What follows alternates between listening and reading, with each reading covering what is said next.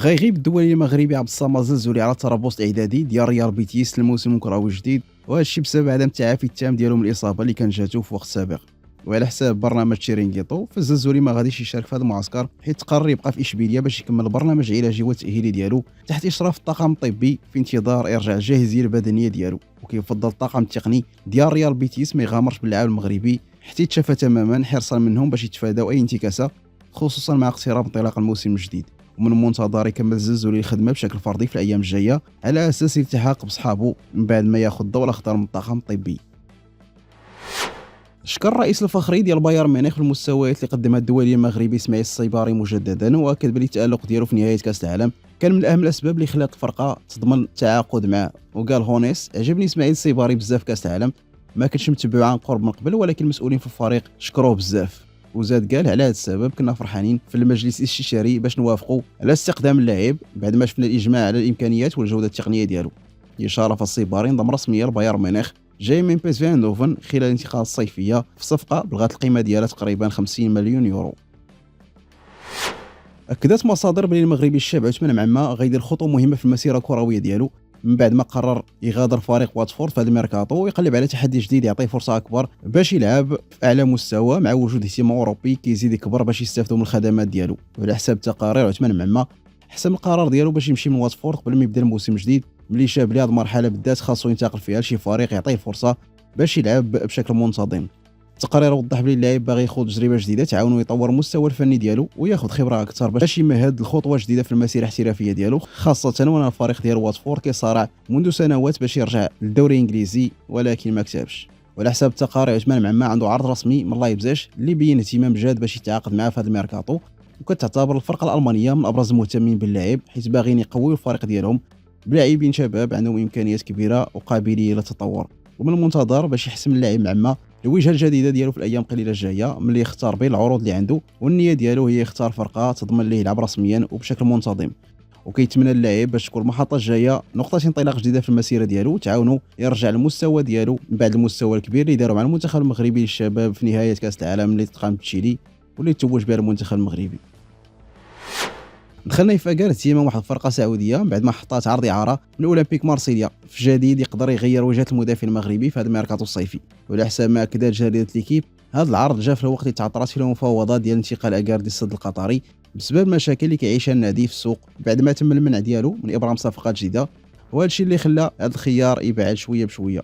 وكان السد اقترح على مارسيليا صفقه فيها اعاره مدفوعه ب 4 ملايين يورو مع بون شراء اجباري في 11 مليون يورو، ولكن التعقيدات الاداريه حبست المفاوضات، الشيء اللي حل باب الفرق اخرى باش تدخل على الخط. واشارت التقارير بلي اكارد ما عندوش مانع يلعب في الخليج وخلي انتقال السد ما كانش هو الخيار الاول ديالو، وهذا الشيء كيعطي الفريق السعودي فرصه حقيقيه باش تقنعوا، خصوصا الى حطات عرض مالي بحال اللي حطاته الفرقه القطريه.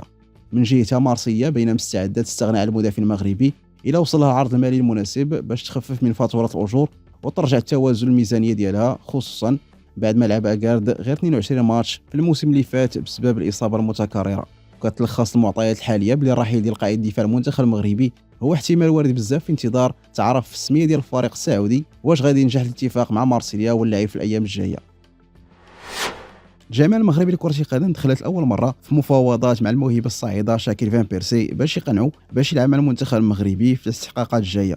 المهاجم الشاب اللي في عمره 19 سنه كيلعب حاليا في نادي فاينورد وكيتعتبر من ابرز المواهب الصاعده في الدوري الهولندي. شاكيل فان بيرسي الاب ديالو هو النجم الهولندي السابق والاسطوره روبن فان بيرسي، اما الام ديالو فهي بشرى البالي وهي من اصول مغربيه، وهذا الشيء كيعطيه القانونيه الكامله باش يمكن ليه يلعب للمنتخب الوطني المغربي في حاله ما بغى بطبيعه الحال. اللاعب اكد مؤخرا في خروج اعلامي بلي مازال ما حسمش القرار النهائي ديالو بين المغرب وهولندا، وقال بلي غادي يتبع قلبه في الاختيار في الوقت اللي الجامعه كتكثف الجهود باش تقنع الموهبه الشابه وفرص ومستقبل المشروع الرياضي المغربي. غادي يخوض المهاجم المغربي الشاب يحيى كربوعي اول تجربه احترافيه ليه خارج المغرب بعد ما اعلن فريق اف سي فاصل ليبيريا للتعاقد معه بعقد كيمتد لموسمين، وهذا الشيء في الاطار ديال الاستعدادات ديال الموسم الجديد. وجات هذه الخطوه باش تقوي الخط الامامي للفريق الليبيري اللي باغي ينافس بقوه على المستوى المحلي والقاري في المنافسات الجايه. وكتعتبر هذه المحطه الاحترافيه هي الاولى من نوعها للمهاجم الشاب برا المغرب من بعد ما صار دوز ومتنقل بين بزاف ديال الفروق الوطنيه. وكان كربوعي بدا المسيره ديالو في الفئات السنيه ديال الرجاء، من بعد انتقل للراسنج الرياضي وشباب السوالم الرياضي قبل ما تكون المحطه الاخيره ديالو مع فرقه نادي الرحال. من الجهه ديالو خرج النادي الليبيري بيان رسمي رحب به بالوفد الجديد واشاد بالامكانيات الفنيه والطموح اللي عند كربوعي، وعبر النادي على الامل ديالو باش يشكل مهاجم مغربي اضافه قويه للهجوم ديال الفريق، وكيطمح يحيى باش تكون تجربه جديده في الدوري الليبيري بمثابه انطلاقه حقيقيه في المسار ديالو وتعطيه فرصه يبين المؤهلات ديالو وتحلي بيبان جديده في الملاعب القاريه. وفي اخبار سريعه على حساب ماتيو موريتو، نادي اكاديمي فيسيو سد الاتفاق ديالو مع المهاجم المغربي محمد بولديني اللي كيوجد باش ينضم للفريق البرتغالي في تجربه جديده في المسار ديالو بعد ما فسخ العقد ديالو الاخير مع نادي ديبورتيفو لا كورونيا. في خبر اخر، تقارير اعلاميه تركيه كتاكد بلي نادي غالاتاساراي خرج اسم اللاعب المغربي ابراهيم دياز من قائمه الاهتمامات ديالو في هذا الميركاتو بعد ما كان بين الخيارات المطروحه باش يقوي الصفوف ديال الفريق. كيتصدر نجم المنتخب المغربي ايوب بوعدي الواجهه ديال الاحداث الرياضيه في هذا الميركاتو بعد ما كيتسابقوا عليه فرق كبرى في اوروبا، وهذا الاهتمام كبير جنب التقارير اكدت بلي السيتي قرب يوصل اتفاق شفهي مع اللاعب في انتظار الحسم الرسمي في المفاوضات المعقده مع اداره ليل. واخا كاين تقدم ملموس بين اللاعب والسيتي لان الصفقه مازال ما تسداتش، وهذا الشيء كيخلي الباب مفتوح قدام الفرق الكبار باش يراقبوا الوضع عن قرب. وكشفت صحيفه سبورت بلي نادي ليل متمسك بمبلغ قريب من 100 مليون يورو باش يسمح للنجم المغربي الشاب، وهذا الشيء حط المفاوضات في مرحله حاسمه مع محاولات باش يلقاو صيغه ماليه ترضي الجميع. في المقابل فرق كبرى بحال ارسنال، تشيلسي، ليفربول وبايرن ميونخ كيقلبوا يتسناو وما يدخلوش في مزاد عشوائي ومقابلين اي تعثر يقدر يوقع في المفاوضات بين السيتي وليل. هذا الصراع كبير ماشي غير على المهارات ديال اللاعب المغربي الفرديه، ولكن حيت كلشي مقتنع بلي بوعدي كيتعتبر من ابرز اللعابه وسط الميدان الصاعدين بفضل الذكاء التكتيكي والشخصيه القياديه اللي عنده واخا مازال صغير في السن.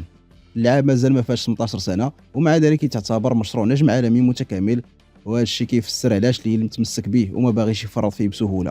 من الجهه ديالو السيتي كيوجد خطه استراتيجيه بعيده المدى كيشوف فيها بطل انجلترا في بوعدي الخليفه المثالي للاسباني رودري في وسط الميدان، خصوصا مع الغموض اللي كاين على مستقبل رودري والاهتمام ديال ريال مدريد به. وغتكون السيمانات الماجيه حاسمه بزاف تحديد المستقبل ديال هذه الجوهره الصاعده بين الرغبه ديال السيتي باش يسالي الملف وانتظارات الفرق المنافسه باش يستغلوا اي فرصه.